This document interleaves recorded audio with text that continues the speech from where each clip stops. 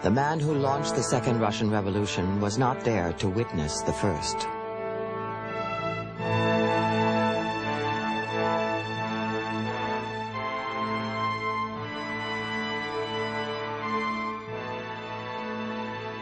Vladimir Ilyich Lenin, leader of the Bolshevik wing of the socialist movement, had been in exile in Switzerland.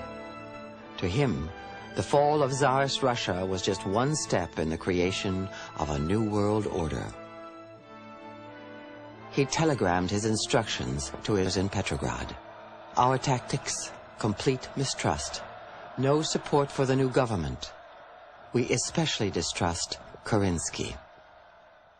Alexander Kerensky, a combative lawyer, was the leading figure of the fragile democracy Lenin was determined to destroy. Kerensky was a young man in 1917, 35. He was a great orator. He was the darling of the Petrograd intelligentsia. And he saw himself as a man destined to lead Russia out of chaos to freedom.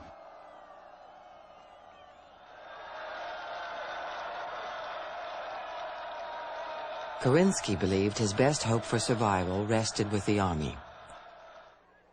If he could win a major battle at the front, he could drive the Germans to the peace table and his political enemies, like Lenin, in the streets. But by now the army had deteriorated to little more than debating societies. In desperation, Kerensky resorted to a symbolic gesture. He would use Russia's women to shame the men into fighting. A special unit was created, the Women's Battalion of Death. Its leader, Yashka. There were nearly 2,000 signed pledges. I marched the recruits to 4 barber shops, where barbers closely cropped one girl's head after another. Giggling was strictly forbidden. As soon as one of them disobeyed an order, I quickly removed her uniform and left. Under Yashka's strict discipline, the ranks quickly dwindled from 2,000 peasant women to a loyal remnant of 300. In June, her soldiers were sent to the front to take part in Kerensky's gamble. At first, the Russian offensive was a success. But when the Germans counterattacked, the Russian army crumbled. To stem the retreat, Yashka's battalion was thrown into the battle. The colonel gave the signal, but the men on my right and to the left would not move. We decided to advance in order to shame the men.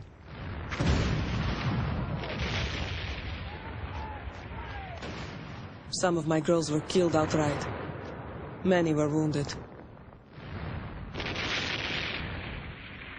The morale of the army collapsed, desertions speeded up, soldiers fraternized with the enemy. Trains going back from the front were full of soldiers joyriding their way home. The government at this point had no authority left. The military command had no authority left. Kerensky had rolled the dice and lost. The crowds who had once cheered him were now cheering Lenin's message of bread, peace, and land. What we have to appreciate is that the longer the war went on, the more and more the simplicity of the message of the Bolsheviks, bread, peace, and land, the more attractive it became. And what the Bolsheviks did was simply wait. Lenin liked to say that power fell into his hand the way in which a ripe fruit falls off a tree. In late October, the Bolsheviks were ready to act.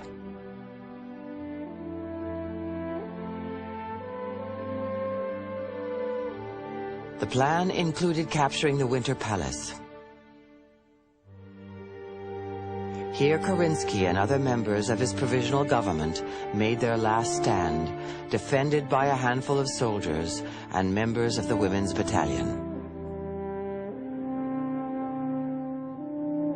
Sergei Mstislavsky helped plan the Bolshevik takeover. The palace had then been cordoned off, and the battleship Aurora was already moored just beneath its windows. It certainly was not within the power of the Women's Battalion to deflect the blow, which was even now being aimed at the palace.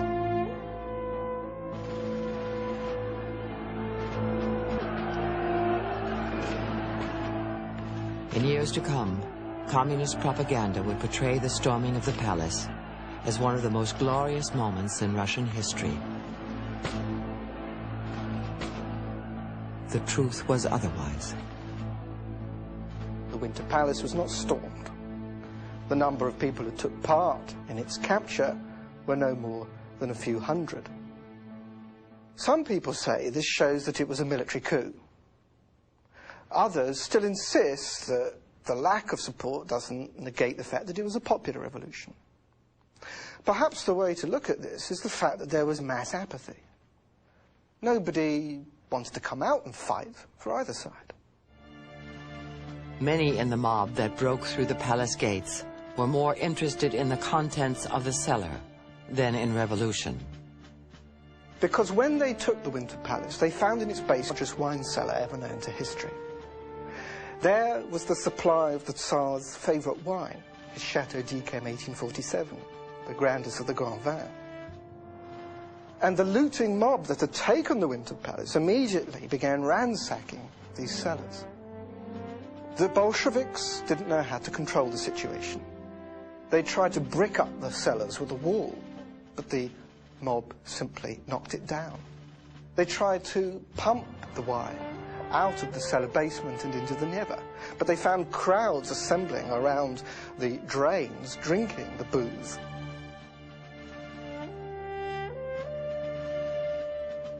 The drunken mob was an omen of the difficulties the Bolsheviks faced in gaining control of Russia.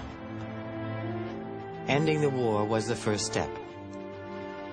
In December of 1917, they signed an armistice with the Germans. 3 months later, they learned the price. In the Treaty of Brest-Litovsk, Russia lost over 1 million square miles of land and 62 million people. If France and Britain had any doubts about what a German victory would mean, they had only to look at Russia. But that was not Lenin's worry.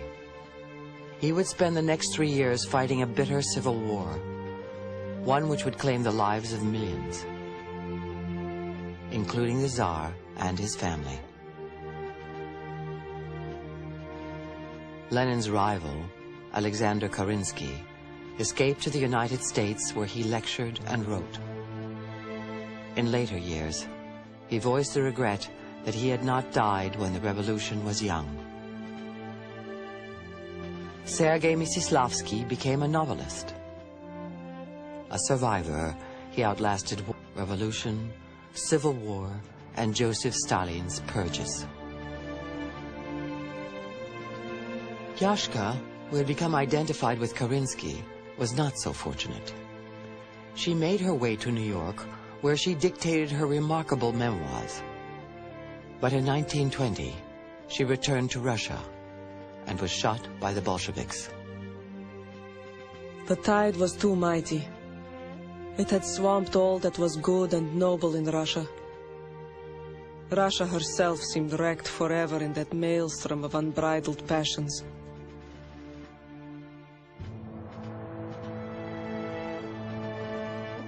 "1917 had been a year of mutiny and revolution. Forces that would dominate the last year of the war and the rest of the 20th century.